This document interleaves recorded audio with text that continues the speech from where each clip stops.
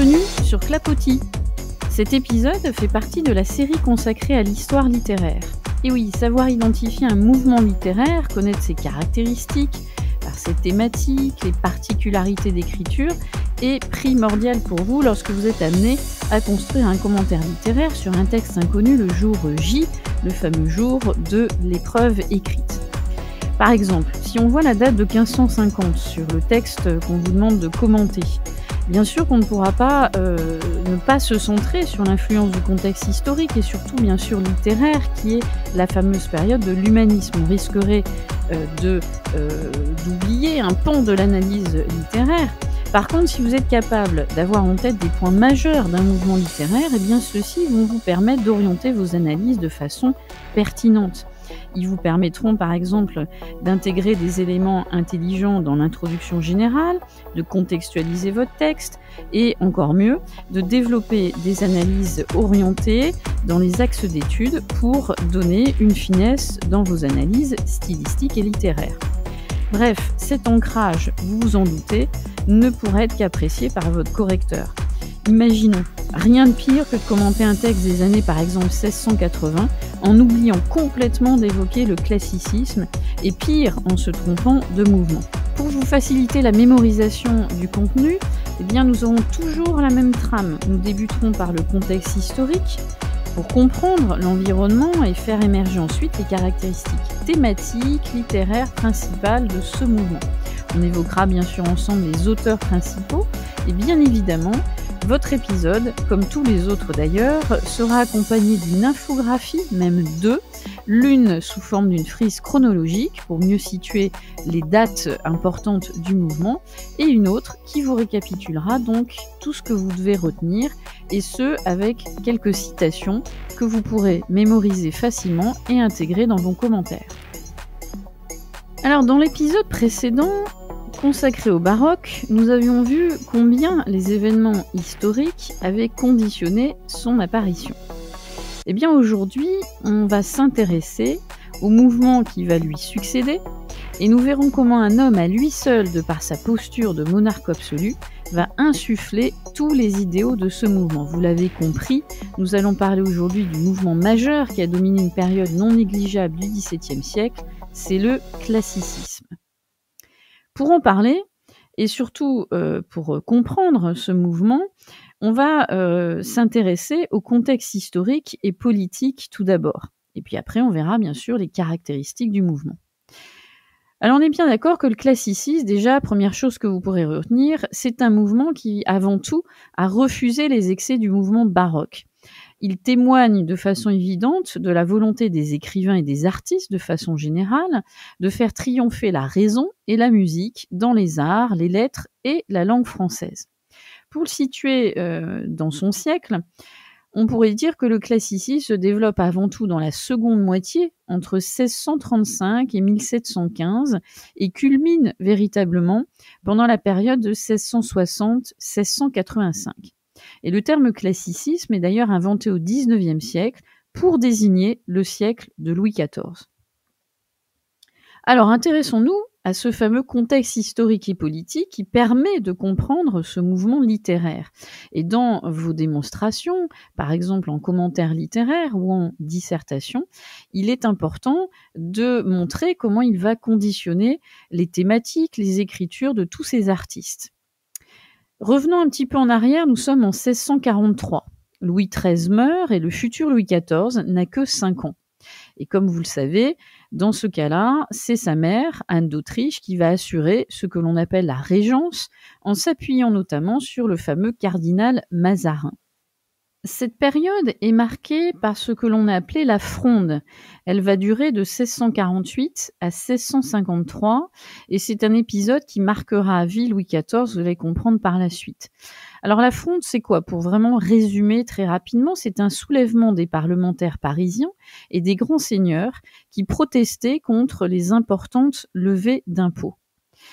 La Fronde a profondément marqué Louis XIV et il va s'efforcer par la suite de renforcer le pouvoir royal, tout en prenant soin d'ailleurs d'installer son gouvernement et sa cour à l'extérieur de Paris, un peu comme une prison dorée pour être sûr d'éviter une nouvelle Fronde. À la mort de Mazarin en 1661, Louis XIV décide alors de gouverner par lui-même et il va s'entourer d'un nombre restreint de ministres, essentiellement des bourgeois, récemment anoblis et qui vont dépendre de la faveur royale. Il va limiter aussi le pouvoir des aristocrates et il va surtout les réduire au rang de courtisans et il va donner en spectacle son autorité lors des fameuses fêtes somptueuses à la cour de Versailles.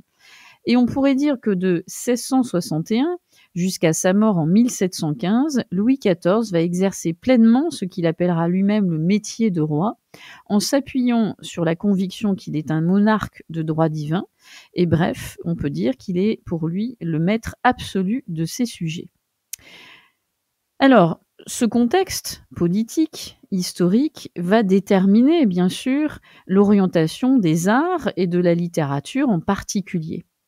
Quelle place effectivement vont tenir les arts dans ce système monarchique?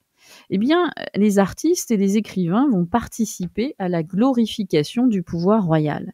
Le souverain va institutionnaliser son rôle de mécène en commandant des œuvres et en donnant des pensions aux artistes.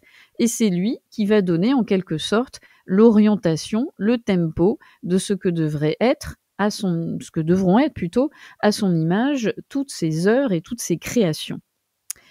Alors, les caractéristiques du classicisme. Eh bien, tout d'abord, quels idéaux réunissent ces artistes dits classiques? Eh bien, on a les principes fondamentaux de cette génération qui vont se baser avant tout et qui vont prendre comme modèle avant tout l'Antiquité gréco-latine. Pourquoi? Parce que pour eux, elle représente ordre, rigueur et clarté. Et l'art et la littérature vont être en quête de cette perfection et par là même, ils vont être en quête d'une vérité universelle guidée par la nature et la raison humaine. Et donc, les principaux thèmes que vont aborder les classiques, vous en doutez vu le contexte politique et historique, ils vont bien sûr avant tout faire l'éloge du règne de Louis XIV, symbolisé par le soleil puisque son règne est à l'image de Dieu. Premier point, faire l'éloge du roi. Deuxième thème que l'on retrouve très souvent chez les classiques, la notion de l'honnête homme. Cette notion est née dans les salons et on prônait l'idéal de mesure, d'élégance, de finesse d'esprit. Bref, l'honnête homme devait être un mondain de la cour qui brille avant tout par sa culture et son art de la conversation. L'éloge du roi, l'honnête homme, mais on avait aussi cette idée que le classicisme devait avant tout condamner toute forme d'excès. Être classique, c'est rechercher la modération dans les mœurs comme dans l'écriture. Les sentiments sont alors nobles, les travers moraux sont peints avec naturel, et il y a surtout cette idée de corriger les défauts de l'homme par le charme de l'écriture. Et les écrivains de l'Antiquité deviennent alors des modèles que l'on doit imiter pour développer cette idée de la mesure. Je vous renvoie bien sûr à un auteur majeur de cette époque qui reprend cette idée de la modération des sentiments et cette idée qu'il faut condamner tout excès. C'est Madame de La Fayette avec son roman La Princesse de Clèves, roman qu'on considérait comme le premier roman moderne et celui qui va mettre en exergue toute l'analyse des sentiments amoureux. L'éloge du roi, l'honnête homme, la condamnation de tout excès, tous ces points ont pour but aussi et ont pour fonction première de joindre l'utile à l'agréable. L'obsession de l'auteur classique, c'est de plaire et d'instruire, le fameux placere et docere. Et Racine écrira d'ailleurs en 1670 la phrase suivante: « La principale règle est de plaire et de toucher ». Pour plaire, qu'est-ce qu'il faut faire? Eh bien, émouvoir avec grâce et donner une apparence de naturel afin de toucher la sensibilité du lecteur et du spectateur.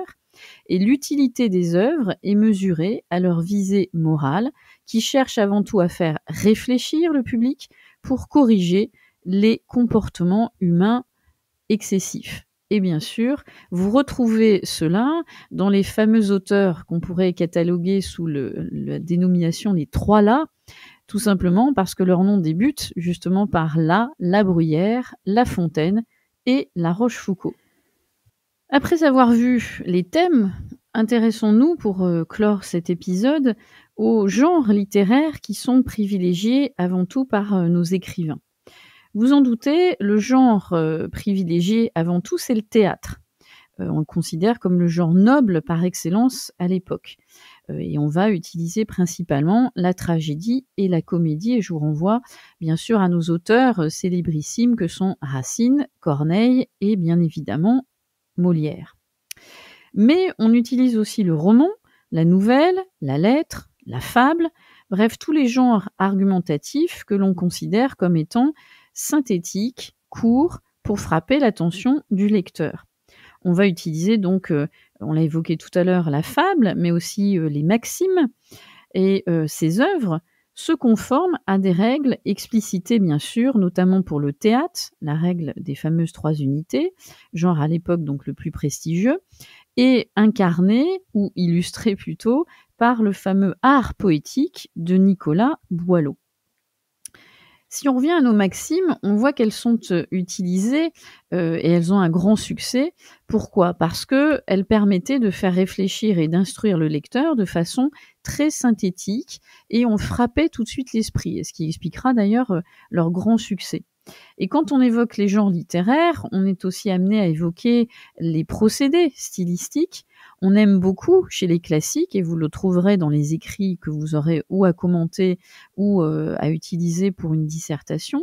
On voit qu'on utilise très souvent l'euphémisme, la litote, qui ont cet avantage aussi de respecter la fameuse bienséance qui était imposée pour les classiques, cette bienséance qui devait être basée sur la sobriété et la concision.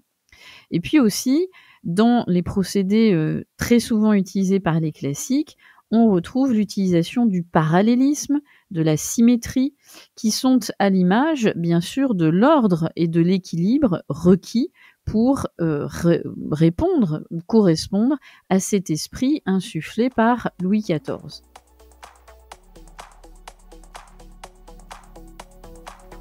Ordre, équilibre, plaire, instruire. Tels seraient les mots qui pourraient, de façon très synthétique, résumer l'esprit classique. Et vous retrouverez tous ces points justement dans ces œuvres qu'on évoque aussi dans l'infographie et que vous devez connaître. Et je vous ai donc indiqué un outil un petit peu magique qui est la bibliothèque du littéraire, qui vous permettra à minima de lire les résumés de ces œuvres majeures pour que vous commenciez à appréhender véritablement ce qu'est le classicisme. Alors pour terminer, on pourrait poser la question, est-ce que le classicisme s'oppose au baroque ? On pourrait dire que, à bien les regarder tous les deux, si vous écoutez l'épisode sur le baroque, ils pourraient s'opposer effectivement. L'un est excessif, l'autre est dans la mesure. L'exigence d'ordre, de naturel, de sobriété classique peut être considérée comme une réaction d'ailleurs contre les artifices exubérants de la génération baroque. Mais on pourrait dire, et vous pourriez utiliser cela comme une sorte d'ouverture dans un commentaire écrit ou dans une dissertation, on pourrait dire que tout le génie du XVIIe siècle, c'est que finalement, il a su faire exister ces deux mouvements, ils ont su coexister, et quelle est la plus belle preuve ? Si ce n'est l'architecture et la décoration du château de Versailles qui montrent bien ce mariage réussi entre deux mouvements passionnants par leur contenu, leurs idées et leurs principes philosophiques. Voilà ce que vous pourriez dire pour ne pas aussi avoir cette représentation trop figée qui consisterait à dire que le classicisme s'oppose au baroque. Petite parenthèse, on pourrait dire qu'il y a un auteur qui a su mélanger de façon savante ces deux arts, ces deux idées, c'est Corneille, dans sa fameuse pièce « L'illusion comique ». Mais ça, c'est une autre histoire et ce sera certainement un autre épisode consacré à cet auteur plus tard. Je vous invite donc à regarder les deux infographies pour repérer et mémoriser des dates, des œuvres et des auteurs majeurs, retenir aussi quelques citations. Et sinon, je vous dis à très vite sur Clapotis pour un nouvel épisode consacré à l'histoire littéraire.